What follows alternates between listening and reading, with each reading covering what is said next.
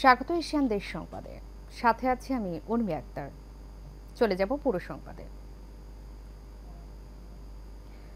চট্টগ্রামের লোহাগাড়ায় মালবাহী ট্রাকের ধাক্কায় চিকিৎসাধীন অবস্থায় আব্দুল আলম নামে এক বৃদ্ধ ব্যক্তি নিহত হয়েছে।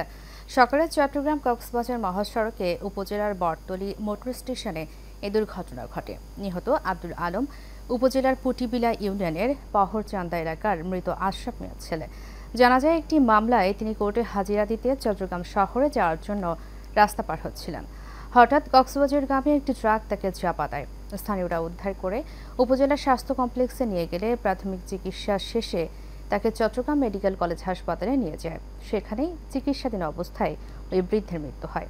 ২০০০ হাইওয়ে থানার ভারপ্রাপ্ত কর্মকর্তা শুভ রঞ্জন চাকমা জানান, ঘাতক ট্রাকটি ও ড্রাইভারকে থানা হেফাজতে নেওয়া হয়েছে। নারায়ণগঞ্জের ফতুল্লায় পুলিশ সুপার কার্যালয় সংলগ্ন ঢাকা নারায়ণগঞ্জ লিংক রোডে ট্রাক ও ট্যাক্সির সংঘর্ষ হয়েছে, তবে এতে কোনো হতাহতের ঘটনা ঘটেনি। বেলা ১২টায় এই দুর্ঘটনা ঘটে। প্রত্যক্ষদর্শীরা জানায়, পুলিশ সুপার কার্যালয়ের সামনে মেইন রাস্তায় ওই ইউটার্নের আগে ও পরে স্পিড ব্রেকার না থাকায় প্রায়ই দুর্ঘটনা ঘটে। এ বিষয়ে ব্যবস্থা নেওয়ার দাবিও জানান তারা।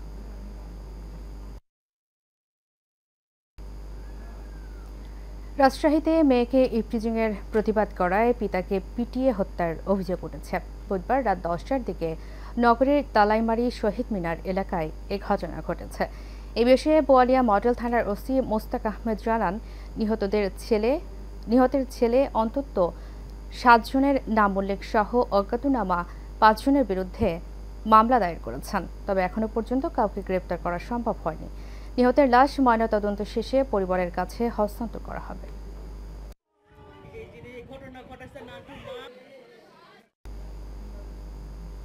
নেত্রকোনায় নকল ও ভেজাল খাদ্যপণ্য উৎপাদনকারী একটি কারখানায় ধারাবাহিক অভিযানে দ্বিতীয় দিনে ২টি মামলায় মোট ৭০,০০০ টাকা অর্থদণ্ড সহ জব্দকৃত মালামাল ধ্বংস করে দেয় ভ্রাম্যমাণ আদালত।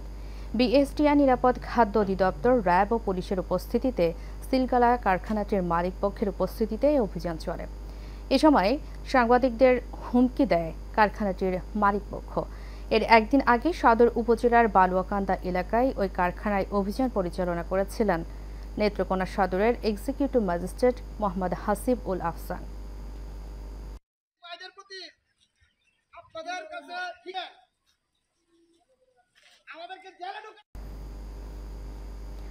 খুলনা প্রকৌশল ও প্রযুক্তি বিশ্ববিদ্যালয়ে সংঘর্ষের ঘটনায় জড়িতদের বিচার প্রক্রিয়া বাধাগ্রস্ত করার প্রতিবাদে মানববন্ধন করেছে কুয়েটের কর্মচারী সমিতি।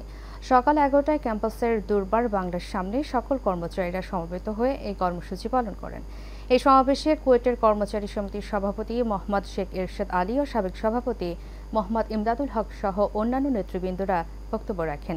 এ সময় বক্তারা বলেন, বর্তমান ভিসি কুয়েটের সুনামের সঙ্গে দায়িত্ব পালন করছেন, তাই তার বিরুদ্ধে যে কোনো ষড়যন্ত্র মোকাবেলা করতে কর্মচারী সমিতি ঐক্যবদ্ধ।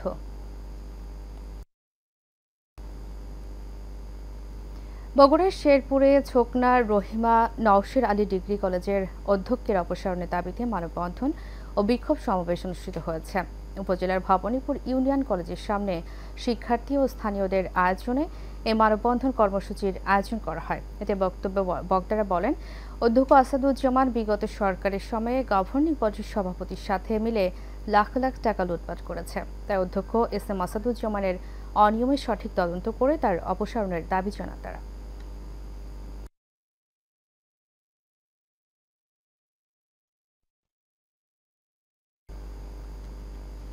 কুমিল্লার চৌদ্দগ্রামে ভিসার টাকা আত্মসাৎ ও মামলা দিয়ে হয়রানির অভিযোগে সংবাদ সম্মেলন করেছেন এক প্রবাসী। ভুক্তভোগী ওই প্রবাসী জানান, টাকা আত্মসাৎ করে উল্টো হয়রানি করছে আরেক প্রবাসী মোহাম্মদ জাবেদ ওমর।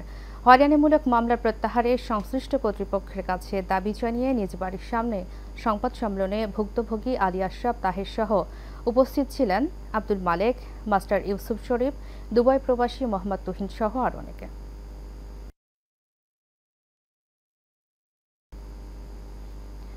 দুবাই প্রবাসী মোহাম্মদ উসমান গনির কাছে চাঁদা দাবির প্রতিবাদে সংবাদ সম্মেলন করেছে ভুক্তভোগী পরিবার। সংবাদ সম্মেলনে উপস্থিত ছিলেন মোহাম্মদ মনির, আতিউর রহমান ও বাবু শেখ। লিখিত বক্তব্যে মোহাম্মদ মনির বলেন, সম্প্রতি ওসমান গনিকে কতিপয় সন্ত্রাসী ও ভূমিদস্যু বেশ কয়েকবার ফোন করে চাঁদা দাবি করেন। ভুক্তভোগীর পাশাপাশি তার পরিবারকেও হুমকি ও ভয়ভীতি দেখিয়েছেন তারা। বর্তমানে তারা নিরাপত্তাহীনতায় ভুগছেন, তাই এ ব্যাপারে প্রধান উপদেষ্টা সহ সংশ্লিষ্টদের হস্তক্ষেপ কামনা করেন।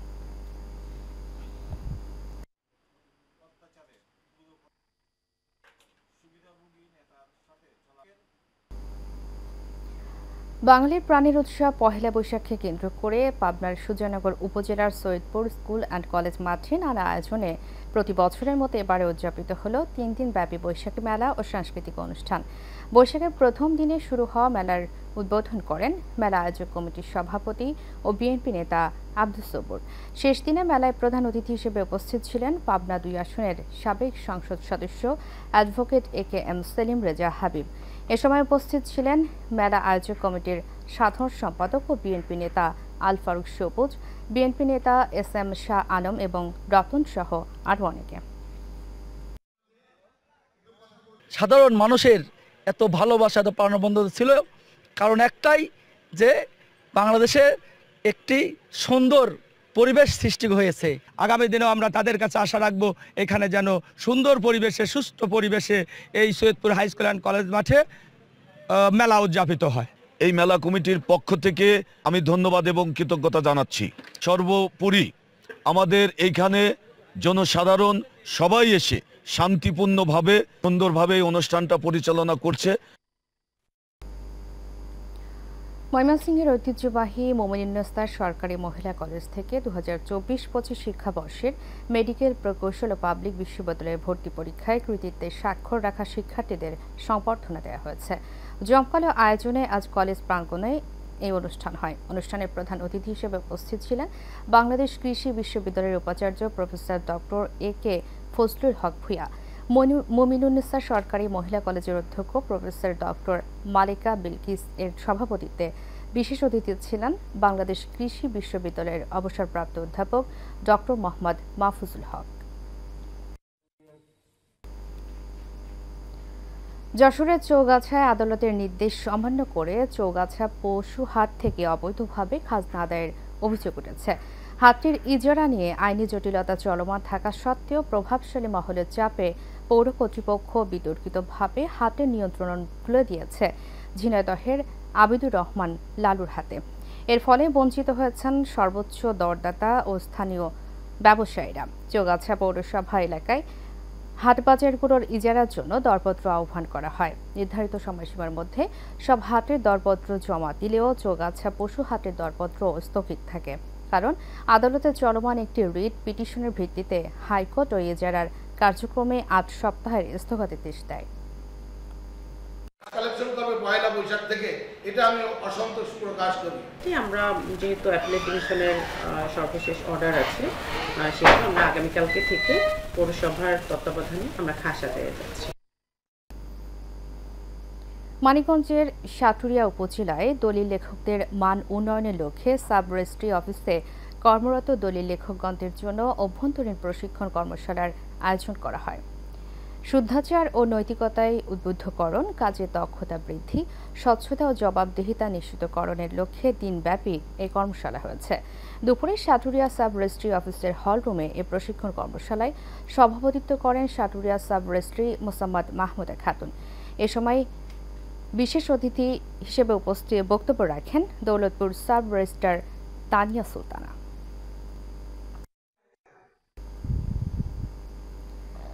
দেখতে দেখতে 50 বছর পার করল জনপ্রিয় ব্র্যান্ড সোলস। এ উপলক্ষে দর্শকদের জন্য বিশেষ পরিবেশনা নিয়ে আগামী 2 মে চট্টগ্রাম রেডিসন ব্লু হোটেলে হাজির হচ্ছে ব্র্যান্ড দলটি। চট্টগ্রামে এক সংবাদ সম্মেলনে জানানো হয়, 50 বছর পূর্তি উদযাপনে আনপ্লাগড কনসার্টের আয়োজন করবে সোলস ব্র্যান্ড। প্রতিটি টিকিটের মূল্য নির্ধারণ করা হয়েছে 7,000 টাকা এবং এর সঙ্গে ডিনার অন্তর্ভুক্ত থাকবে।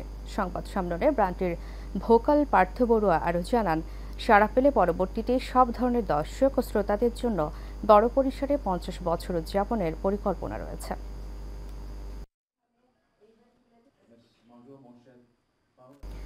মানিকগঞ্জের শিবরে বৈশাখী মেলায় তৌতা জমিদার বাড়িতে সিরাজউদ্দৌলা নাটক মঞ্চস্থ করা হয়েছে।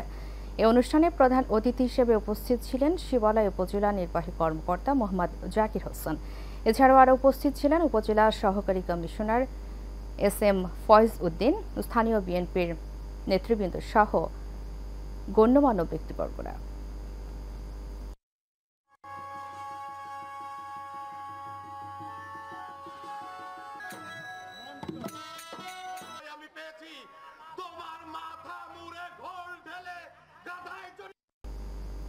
চট্টগ্রামে DCL এর কর্মকর্তাদের উদ্যোগে মতবিনিময় সভা হয়েছে।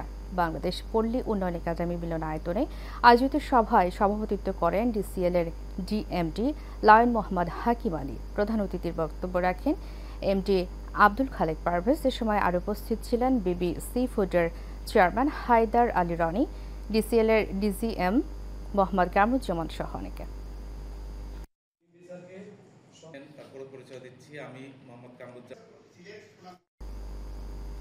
ব্রাহ্মণবাড়িয়ায় আল বাইতুল মামুর সালাফি জামে মসজিদ ভাঙচুর, অগ্নিসংযোগ, লুটপাট ও হামলার তীব্র নিন্দা ও প্রতিবাদ জানিয়ে সাভারের আশুলিয়ায় সংবাদ সম্মেলন করেছে বাংলাদেশ জামায়াতে আহলে হাদিস।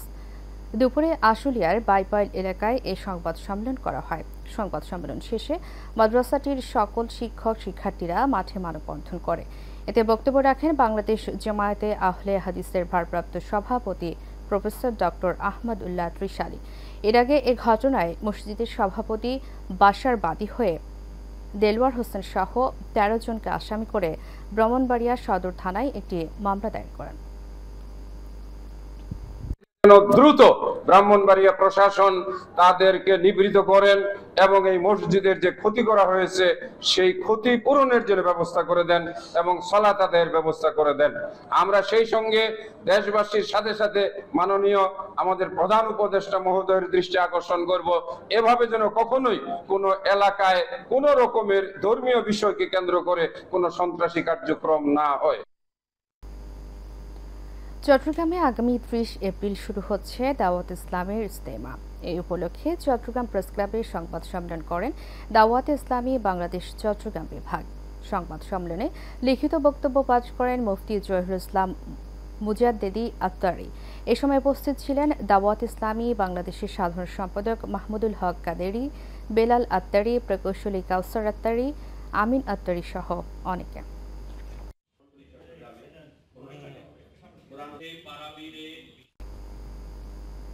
এশিয়ান দেশ সংবাদ এই পর্যন্তই। পরবর্তী সংবাদ দেখার আমন্ত্রণ জানিয়ে শেষ করছি। ধন্যবাদ সবাইকে।